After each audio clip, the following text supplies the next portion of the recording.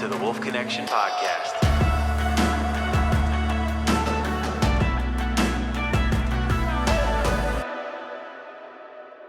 It's been many years to get this individual up here, and now he's sitting across the table from me in our podcast studio. Doug Smith, welcome to Wolf Connection, my friend. How are you? John, it's great to be here. Thanks for the invitation. Yeah, no, this has been a great conversation back and forth for a couple months between you and me and getting this thing together. I mean, what's it been like sort of walking the land so far today and just seeing what we do here? Well, I mean, what really struck me is I got my start with captive wolves, and you have captive wolves here. So it really was kind of a bookend experience today, looking at what you're doing, how you're trying to help educate about wolves, how you're trying to help individual wolves. That's very similar to where I got my start at Wolf Park in Indiana. Same kind of idea, but add in your outreach, add in these podcasts, this community of people you have listening, and it's quite remarkable to kind of finally come here in person. I've really learned a lot and had some eye-opening experiences. I mean, just talk about because we didn't know this, I think, that you got your start at a captive facility. Just talk about that time at Wolf Park, Indiana, and how that put you on the trajectory that you were on for the next 30 plus years. You know, I guess I believe in luck. Wolf Park was my lucky break, my foot in the door. I was a volunteer. I was in high school. I had no idea what it would lead to. I just was really interested in wolves. So it was kind of a one-off, and I grew up in Ohio, so Indiana was a short trip. And I went there and immersed myself in wolves for 6 weeks. I hand-reared wolf pups. My job title was wolf mother. And so, you know, I switched off with another woman who I haven't seen literally since then. I remember her name, Alice Evans. And, you know, I would sleep with them one night and you got no sleep at all. So then she would sleep with them the next night. And I got to know, let me see if I can remember their names, Sergei, Sasha, Mephisto, and Faust. Wow. Were their names, 2 black, 2 gray. And you know, that was my lucky break. And I worked with an ethologist, that's someone who studies animal behavior kind of purely, almost with no ecological slant to it. And, you know, my career went on to be mostly wolf ecology, yet I started in this world of trying to learn about the individual animal, their behavior. And, you know, that person's name was Eric Klinghammer. He was a German immigrant to the U.S., and he kept after me the rest of his life. Not that he gave me my first lucky break, but that the first thing you did with wolves was learn about their behavior. And he felt that was fundamental to learning about them in the wilds. And, you know, we stayed in touch throughout the rest of his life. And he always told me that, you know, behavior is most important. I gave you that, never forget that. And, you know, that was a perspective that I did keep with me. And, you know, at least in Yellowstone, a key part of it was individuals. And a lot of studying wildlife biology is looking at populations. And really, I think what made Yellowstone wolves special was we started from the individual and built to the population rather than the other way around. Right. And so to a degree, I owe that to Eric Klinghammer. And the last thing he did is he worked at Purdue University as a professor. So he knew Durward Allen, who started the Iowa Royal Wolf Studies. He sat on Durward Allen's students' committees, most notably Rolf Peterson. And, you know, Eric called Rolf and said, I got a kid that's pretty good. You should hire him. And that literally... that made my life. Yeah, I mean, we just when we were walking through and we were talking about all these different subjects, and you touched on what you just said before about bringing the individual to the population or learning about the individual first, and then talking about populations. And we touched on Jane Goodall, who recently passed, and she wrote a foreword for the Yellowstone Wolf book. And I asked you about the anthropomorphism, about looking at animals as sentient beings. How did that did that ever register with you as you were doing this work, when you started at Wolf Park and moving into Yellowstone and thinking about the individuals themselves as you walked through our sanctuary where we're talking about individual stories and individual tracks for all of our wolves that land here? Yeah, no, John, there's a lot there with what you've just said. And first and foremost, wolves are like people and no wolf is like another. They're all individuals. And I got that today. We went through your entire facility today. I met several wolves, both in and out of their pens, and every single one was different. And their behavior and their approach to me varied. There was no generic wolf response. Right. And I think Jane Goodall is the one who brought that to the fore. I met Jane. I actually asked her to write the foreword to our Yellowstone Wolf book in person. And then we went on to communicate through email. And she's remarkable because almost every famous person you learn about and then meet does not live up to expectations. There's something about them that makes it better that you knew them from afar instead of up close. Jane Goodall was not that. She was graceful, kind, generous, intelligent, almost loving when I met her in San Francisco, California. And that was the way she was throughout all my interactions with her.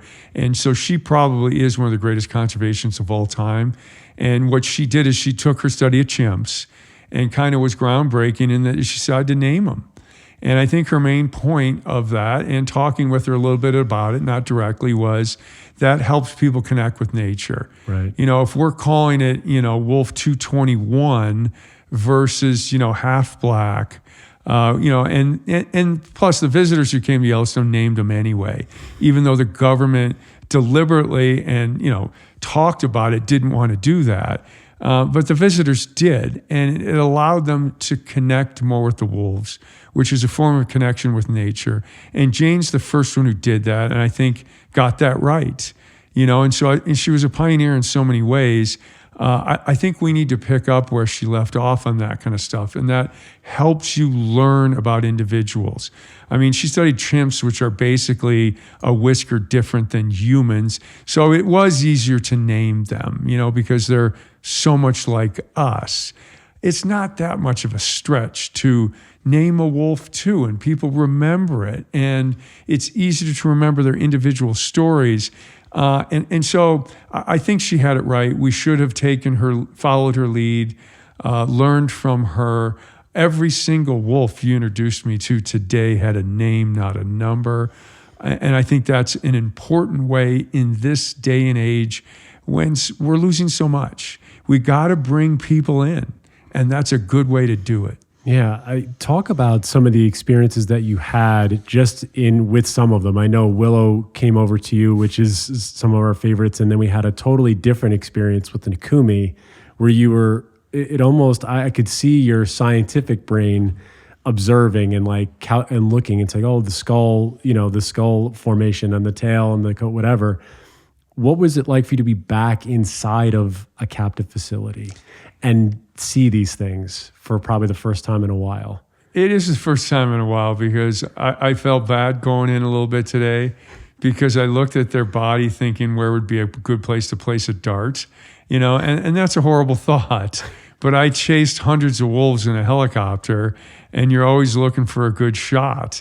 And, to be honest, I didn't have them close really until I'm on their backs on top of a helicopter. And here I was a few feet with them today. Some of the wolves came up to me, licked my hand. I scratched their throat.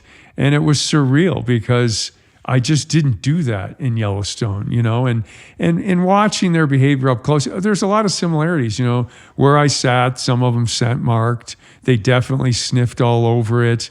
I had to remember you had to ask me a couple times, take off the sunglasses, sit down. And the first thing Eric Klinger asked me to do was they had an accidental litter of pups in one of their pens at Wolf Park in Indiana, and we had to pull the pups from the parents. I can't remember really why when I was 18 years old, but Doug, stand tall, look big, look intimidating, and you had to remind me today, if you want this wolf to come up to you, don't do that. And they did. and some didn't, and I don't blame them. I wouldn't have either. But, those are just kind of experiences I haven't had very much recently because, if there's anything I would like to say I tried to do in my career, it was to be an advocate for wild wolves. And I really think that's what we're kind of missing sometimes with our recovery efforts. And these recovery efforts have spread. We've got Colorado coming online now, but we've got the Northern Rockies. Wolves have moved into Oregon and Washington and even California, where I sit today. The Southwest, of course, they've expanded, previously into Wisconsin and Michigan. And so these recovery efforts, are we keeping the soul of the wolf alive? And to me, that's a wild wolf. That's really what wolves want to be. And so that's what I've advocated for the hardest. And you see glimmers of that in your pens, Now I realize a big part of your mission here is giving these wolves and wolf dog hybrids places to come after bad situations, which is respecting these individual animal lives, which I think is a wonderful thing. So it's good to see that and remind me of that. But I've really been trying to be an advocate for these wild wolves, is what really one of the main goals of my career was. Yeah, and you've done that in so many different ways. And because we touched on it briefly when we spoke with you the first time, because I think you were freshly retired at that point. It was very fresh in mind. It was fresh. It was, so there's a lot of, I would assume, adjustment happening there. As you look at retirement now, a few years in, how do you see that purpose going forward for yourself and looking at it and continuing the work that you did from the park? John, that's a tough question, and in some ways I appreciate it, and in some ways I don't know how to answer it because you've delved so deeply into the wolf world. You guys got 250 podcasts. You've talked to everybody. You've read everything, and those are deep dives. And when I retired, I didn't quite know what I was going to do. Truly, I really dedicated my life to trying to help wolves, but it didn't take off that way. I'm like every other person. You start off doing something and you're just trying to get by. You're not sure why you're doing what you're doing. And my first love with wolves was just learning about them. I really loved that. I guess you could call it wolf science, although I do not consider myself the greatest scientist. I truly loved wolf research. I wanted to come at them from that angle. And that morphed into wolf management and wolf conservation, which is completely different. Right. Which is what I didn't start off working for the government. I had 3 wolf jobs before I landed in Yellowstone. And all 3 of those jobs were outside the government, most notably working on Owl Royal. Right. And the umbrella institution was a university. And I loved that because it didn't really necessarily have a management purpose. It was just learning about wolves, and it was on Owl Royal, which is arguably as remote as any place in North America.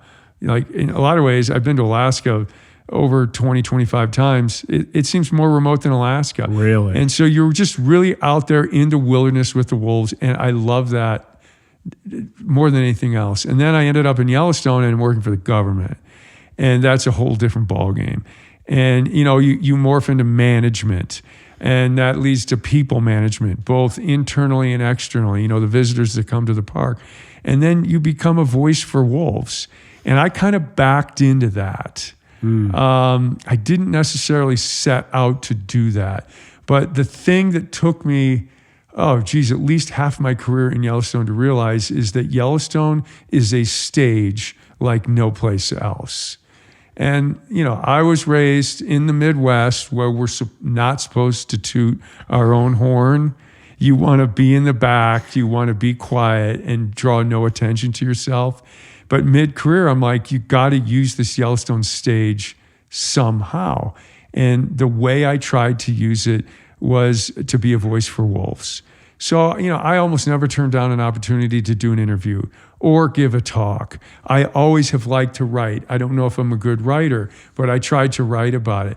And so I kind of morphed more into someone who I don't know, advocate, voice for wolves, tried to help them when I really started off trying to be a wolf scientist. And I don't know if I achieved that. And then it ended.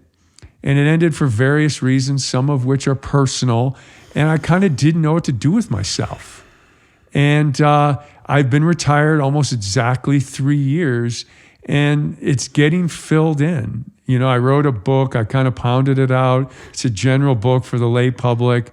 You know, it's nothing groundbreaking, but I tried to put a spin on it that's interesting and, dare I say it, entertaining. And some of it's my philosophical views about wolves.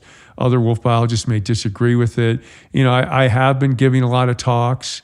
I don't think talking is a skill that you should be proud of, but somehow I've ended up getting a lot of talk requests. So you got to embrace it because you can be a voice for wolves, you know? And then I am, because I was asked to do it, and it's hard. Again, I don't like being in the forefront, pounding on the table, but I'm getting involved with wolf policy issues and wolf management debates and what we should do with them. And, you know, I find if I show up, sometimes it can help.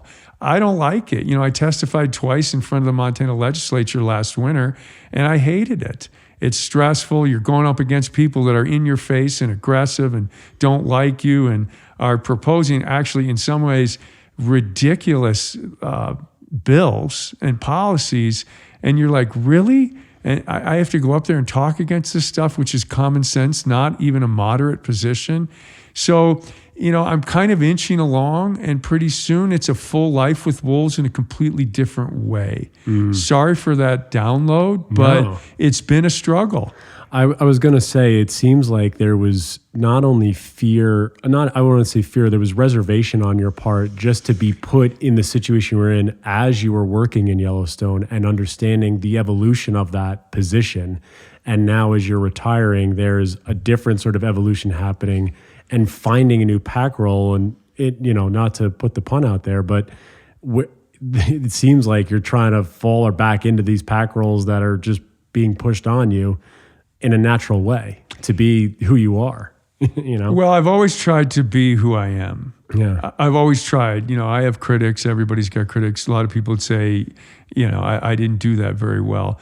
But I think one thing I did try and do in Yellowstone, I did a lot of interviews and I gave a lot of talks. It was always to be who I was, you know. And what got hard about that is, and I don't, you know, everyone likes bashing the government. I don't want to do that. We need government. And government sometimes is the best agent for conservation. And pretty much all of wolf recovery has been government-led. The government does the best they can, but we had internal battles. And one thing I always struggled with is, you know, the interview, when I first started off working in Yellowstone with wolves, it was just call public affairs and make sure the interview's okay to then do your thing.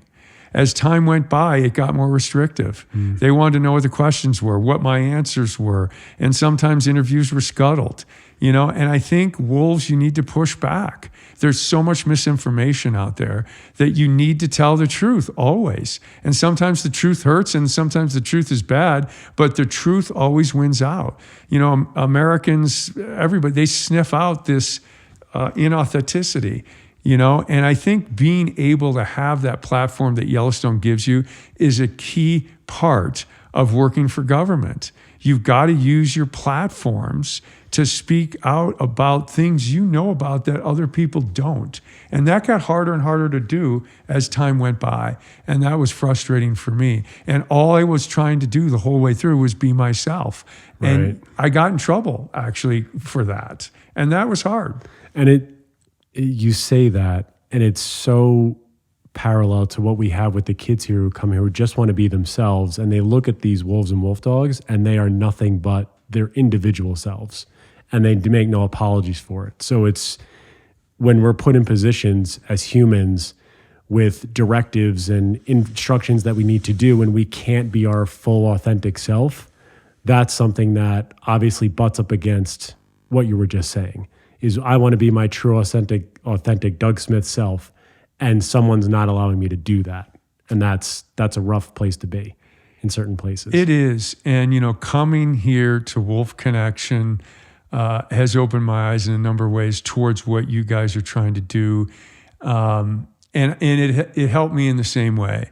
I got attached to wolves. I can't remember when that eureka moment came, but I was a young teenager, and wolves were something for me to, one reason I loved them was because of everything you just said, is that, they're symbols of the wild. They were a creature that kind of understood you. You could put your faith and trust in them. And, it dawned on me today with the tour that you guys did walking around, that's what you're trying to do with these kids too. And, wolves are not dogs, despite their very similar genetic makeup. They've got that feeling and look to them that isn't dog. And I would call it the touch of the wild. And when you see that up close, it really pierces your soul. And I can see how a kid who's having a hard time would pick up on that. And, my life has been wild wolves. And you've used that wildness in a creative way in a captive setting here for people, a lot of kids. And I think that's the magic of wolves. And that's what I'm worried about us losing as a society. In a lot of ways, we're bringing wolves back on our terms. They've got to succumb to us in order to live on the landscape. What do I mean by that? If there's a problem, we kill them. And I think that there's more there wolves can offer us if we let them be wolves. And I know this is a captive facility and I'm probably taking this too far, but man, the wariness those wolves showed me today in the pen is not dog at all, man. And that's why we need dogs, man. I got a dog. I love them. But we can't lose that aspect of a wolf that dogs don't have, and we got to be able to say it's out there in the wilderness, okay? And even though I can't touch it and own it and hold it, it's there and we need to allow it to be there, even though I don't gain from it right away. I mean, everybody nowadays needs to gain from something. Having wolves living out there in the wild separate from us is what we need to allow them to do that. And you speak to this because there is a wild and instinctual part of ourselves as human beings, as Homo sapiens, that, as you alluded to, and I believe it as well, is that we're losing that connection or that balance with the natural spaces and losing our understanding that we are, and I really have attached myself to Aldo Leopold, like reading his book finally that I got from Stephen, that we are a cog in the wheel. We are not the one turning the wheel. Like, we're not the dominant factor. We have to find ourselves and reattach ourselves into the balance of the whole thing. Otherwise, we've lost, the whole reason for being at this point. And I hope I think you resonate with that in that way, right? Oh, I completely resonate with it. I mean, Aldo Leopold takes nature to another level. I mean, the guy was a wildlife biologist, but wrote like a poet. I mean, the artistry in his writing is virtually untouchable, but it was all about animals. Right. And it was, 50, 75 years ago, and no one could kind of touch that. But I do think that is fundamentally where we're at. We live in a world of parking lots and plazas, and we're losing that connection with nature. Life would be horribly boring if we didn't have nature. So I'm not just saying that it wants to help our lives, but we need to be more a part of it. And what kind of drives me nuts is we have all these policies and politicians and parties who are anti-environment. I almost said environmental. That's a dirty word nowadays, but let's just call it nature. But yet, who do you know that doesn't, when they tell you about their vacation, doesn't go to someplace in the environment? Even if it's, the South Sea Islands with palm trees and beaches and, blue water, it's still the environment. And when you look at family pictures, they're always outside. I mean, this connection to nature that we innately have, we take for granted. We can't do that anymore because nature's on the run now. And, what we're sitting here, and I'm here visiting you guys in Southern California, looking at wolves. Wolves are that kind of red flag to say, because really what they need most is space. They can live alongside people. That's a misconception that was prevalent 50 years ago, that they're wilderness species. They're really not. They were just only left in wilderness because we had killed them every place else. They can actually live right next door to us if we let them, but they still can't and don't do well there, and they need lots of space. So they're a red flag to us to say, hold on, time out, stop the human takeover of the planet. That's a great warning for us to stop what we're doing and stay connected to nature. Yeah, I'm not overloading wolves. I know everybody overloads them with symbolism and savior status. Scientists get mad about that. Wolves as saviors, they're going to clean up all the ecosystems and make them natural again. But they're a red flag. Simply, okay, throw that all that stuff out. They're a red flag for humans to say stop. With that, you basically led into my next thing I want to bring up is what are the lessons you have taken from wolves, both I think in the captive facility that you were in Indiana and the work there that you're integrating into this, because it really seems that you've become one with, the wolf way of life in the way, just by all the things you're saying. Like, how are you integrating those lessons you've learned from them, just watching them, observing and being a part of their society for decades? Well, I shouldn't start the answer to that question with this response, but, and I do believe what you said about being yourself, your authentic self. And, a student here wrote on a rock here at the sanctuary, be yourself. But Mark Twain one time said, sometimes the worst advice you can give anybody is to be yourself. And I've always found that can be true. So I try and be like a wolf because they have great qualities for living. They don't worry about, wolves have a pretty high mortality rate in the wild. If they've got an 80% chance of living for the next year, that's pretty good. If you're a human and you have a 20% chance of mortality over the next year, I would be worried about any day could be my last day. That doesn't impact wolves. They're family oriented. They're very social. They're very good parents. They're very good nonverbal communicators. I get criticized a lot for talking too much and talking too loud. Wolves are great examples for us to live by. So that's one of the things I got out of working with them all those years. They're truly their authentic selves. Human nature, I debate this a lot with friends. Is it really good or bad? Wolves don't have that problem. They just go forth in the world and be themselves all the time. They're great examples for us. I think that's what I've learned most from wolves. Also, I would argue, and this gets into the debates that sometimes I grow weary from, wolves are ecosystem saviors, but it is still important to have a complete ecosystem. And I don't mean that's just wolves, but wolves are important to it. So all this trophic cascades research and, food web research that people talk about and kind of, celebrate wolves' role in that. Okay, maybe that's overstated, but you still need them out there. Right. They just need to be in it. So I've learned one thing personally, wolves are good role models, and another thing ecologically, and that ecosystems are more biodiverse. I hesitate to use the word healthier, probably better structured when you have top-level carnivores like wolves present. And so those are two, I would say, fundamental things in life. How you comport yourself and what's the world like you live in.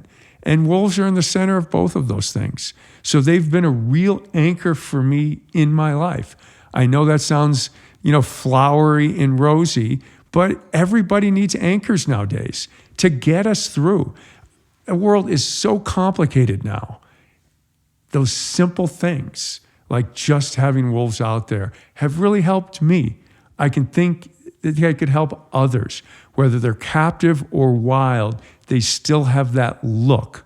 So thank you for introducing so many people. And it's not just kids, it's people who've run across trouble with the law that you're bringing here. You get wolves to look at you, and that means something. And it's not the same look as a dog. Yeah. It's a different look. And you're providing that for people here. And I forget that because I've worked mostly with wild wolves. So that's a wonderful thing you guys have done here at Wolf Connection. The Wolf Connection podcast is now sponsored by our new partner, Jacques-Marie Mage. This LA-based brand is known for their limited edition, handcrafted eyewear and luxury goods, but also for their stewardship program, which supports various nonprofits and individuals who are working to protect a future for wild wolves. So taking those lessons from wolves, do you feel like you've taken lessons from other wildlife? Because bears or elk or cougar, anything like that in the same way that has that potency that you just described that wolves do, because you were head of those other projects as well. Birds also. I mean, is there anything else that is potent as that? No, there's not. I mean, I'm trying to keep this wolf-centric because you folks here are just, Wolf Grand Central Station. But, I'm one of those freaky, nerdy, weird people that just get off on nature. And it was kind of my upbringing, and I was lucky to grow up in nature. My dad had a camp, in northeastern Ohio, which isn't really rugged wild country at all, but I thought it was as a kid. And that connected me to nature. Like, I love your name, Wolf Connection, and I've been connected to nature for a long time. And in some ways, I am a bird nerd. There's no question about it. And it was cool being here. I didn't bring my binoculars because I didn't think we'd be at a nature reserve. I just thought it'd be a bunch of, concrete and fences and wolves. And, a little different. it's a natural environment here. And I'm looking at the birds, pulled my eyes away from the wolves. And, their stories are every bit as good as the wolves. I look at some of these small neotropical migrants, and neotropical migrants are birds that go to Central and South America in the winter. And, they're 5-6 inches long, and they fly across the Gulf of Mexico from the Yucatan Peninsula to the Gulf Coast of the United States, 800 miles. And it's a epic journey that many of them die doing, yet they don't flinch doing it. And they hit the Gulf Coast, refuel, and they go to the boreal forests of Canada or Alaska. Wow. And breed and then fly back. And some of these shorebirds launch from Alaska and fly to New Zealand. 9-10 day flights, nonstop flying. Now, if that doesn't turn you on, and if that doesn't amaze you and make you think that they're better than you, humans think we're the pinnacle, we're the best. Nothing is more intelligent, more advanced, more creative. Look at the society and technology we've created. I would argue that that's better, that's braver, and these young birds do it without their parents. Wow. And I could go on. I did latch on to wolves first, but I've been living with birds since a small boy, just aware of them. And now I can't think of anything more enjoyable than a walk in nature on an early morning during spring migration, or in retirement. I've discovered fall migration out watching birds, because you can do it when you only have an hour, and when you want to see a wolf, it's an expedition. Right. And people have criticized me for my entire career because before Yellowstone, it was a wilderness trip to see a wolf. You had to go for a week or two in northern Canada or Alaska to find a wolf, or Isle Royale. And now you can go to Yellowstone, drive in, see a wolf, and drive out in the same day. Okay, great, but that's not necessarily bad. birds are everywhere all the time. They're a great way to connect with nature. I didn't know you'd give me that opening, John, and I'm taking it and running with it. You can thank, because Steven's good at that, at finding stuff. And this is why, I thank you for the words about the podcast that we've fostered here, and like the kind words that you said. It's really been a passion of both of ours to bring this stuff, like these conversations, to the forefront. I mean, these are the pinnacle of our, creative process, to be able to bring these conversations with you and others to the forefront about what we're missing in the natural world and missing in the environment and the ecology and everything else that's going on. It's just, this is what gets us, the fire in our bellies going, is being able to express these thoughts and learn different things and know and gain knowledge that we didn't have prior. So it's just wonderful to keep continuing having these conversations. I mean, post your I'll just say biologist career in the wildlife space, because you've been in the wild your entire life. I mean, let's face it, from a kid, you're connected to nature. How do you connect with it now?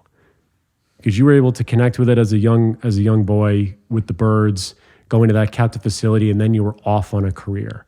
So now that you are private citizen Doug Smith, what are the things that bring you that joy in nature, that allow you to be who you are in the natural setting that we have all around us?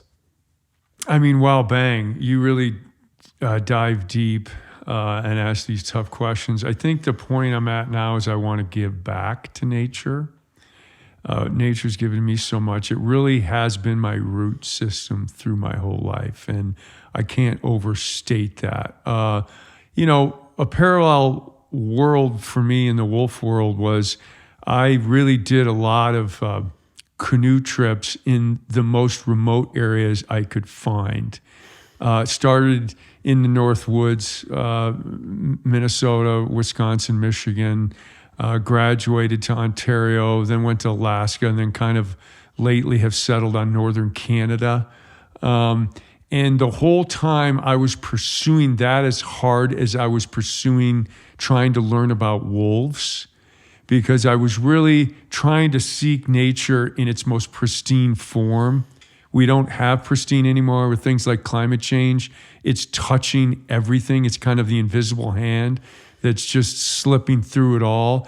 And that was heartbreaking for me, because I was really going to the edges of civilization, looking for the pristine, as much as from I want to see it and learn about it, as a soul-saving kind of experience. And so studying wolves overlaid with that perfectly, because, I would see wolves in the Yukon Territory, in Nunavut, Northwest Territories, and, in these remote regions. And so it was kind of seeing it fully together.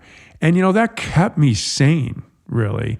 And the thing that I worry about in the society today is I try and stay out of social media. I try and stay out of this news information blitz, because nature, it's not that. It's quiet, and it's introspective, and it's alone. And I'm not saying you can't go there with friends and family, but it's just, it's not that.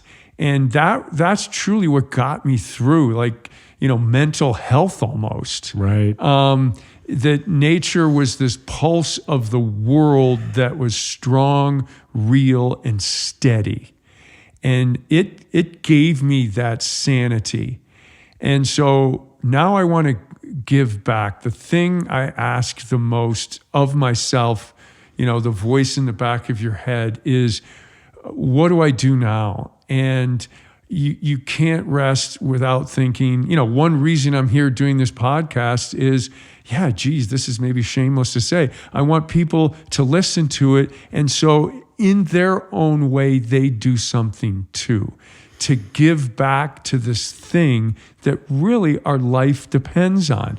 Farming, these bumper stickers, thank a farmer for your life, or whatever it says, is essentially our connection to nature. And, we take that several levels out to get to things like wolves and songbirds flying across the Gulf of Mexico, but they're all connected, and we don't get that anymore. We're losing that. And so that's where I want to work. I want to help. And, the hardest part about studying wolves is you want to save them all, but you can't. So I'm trying to come at this from a reasonable, moderate, compromised position. And believe me, I've gotten people criticizing for me. I've gotten the hate mail and the emails and the people at conferences whispering in your ear telling you that you've let them down because I'm taking a moderate position. And now I'm not in government anymore. And so how can I influence people? Maybe I can't. Let's be humble about it. Right. But I got to take a stab at it. I got to try. And so in my own little way, without going nuts, because if you think you're going to change the world overnight, you really will go happen. crazy. Yeah.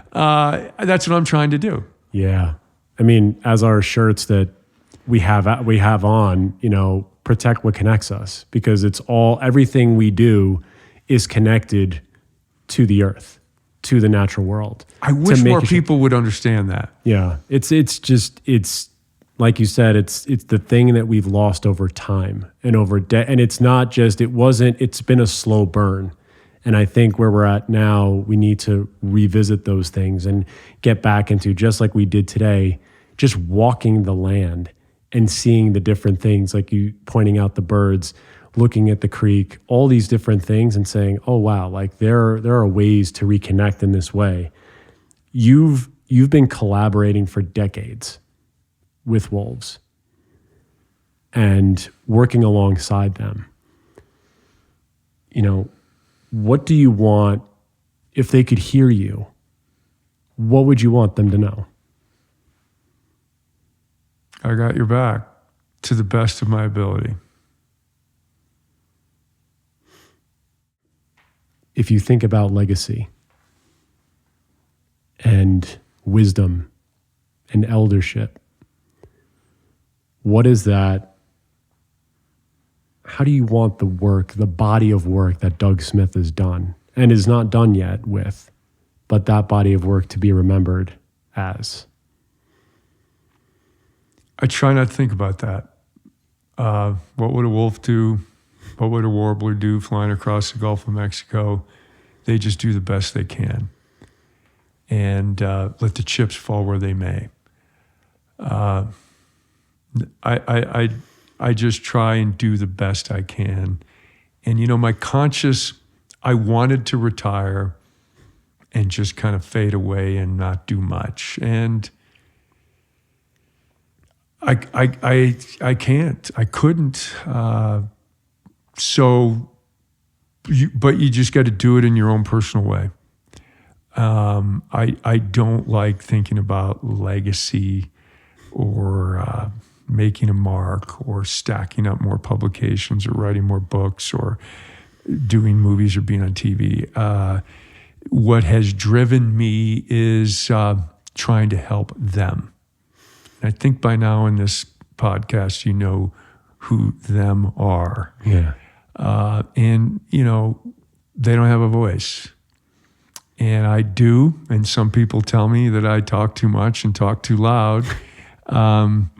But that's what I try and do with that is give them a voice. And the reason I do that is because I have spent many moments alone with them in the wild, or call it nature. And they're magical. They are wonderful. And it inspires me and it keeps me going. And so I thank them for that. And I owe them for that. And they expect nothing from me. And so what they gave me was a gift that, And so that weighs on you and you want to give back. And it's not necessarily to them individually for all those times they gave me, but in some kind of way, I want to give back. And I don't care what that means to humanity. It means something to them. If you have a final piece of wisdom in the culmination of all of your experiences from the wild with these wolves, with these animals, with this environment, anybody who's watching this or listening to this, what would you want to share with them? Life's a struggle. And you read all these human stories, and that's what it is. It's a struggle. And nature's a lifeline. And so we got to throw a line back to it. And so don't give up. And I've said that before. People have heard me say that before, but that's what I came up with when I was under pressure one time talking to a school group. And, some young grade school kid said, "What have you learned from a wolf?" And that's never give up. And so what I never want to give up is trying to help nature. And I think if we all throw in and do that together, even, I never think I do enough. If everybody just throws in together and does what they can, I think we can turn this around. And I guess that's the last thing I want to say. When you hear the word wolf, what's the thing that comes to your mind? I get a shot of dopamine. It's a wonderful creature, and they live in fantastic places. And in a lot of ways, they've given me the life I have. And it's not because it was my job and employment. We all need money to live. But it was that kind of spiritual, soul-making, true, authentic life that they represent. And I want everybody to have that. But I most of all want them to be able to continue doing that for themselves. Thank you for being your true, authentic self. The world is a better place with you in it. Thank you, Doug. I don't know what to say. I appreciate the invitation to be here. I've learned a great deal from you guys today. Thank you. Yeah. Listen to his words, folks. Boy, how's to all out there? We'll be with you next time. Bye, everybody.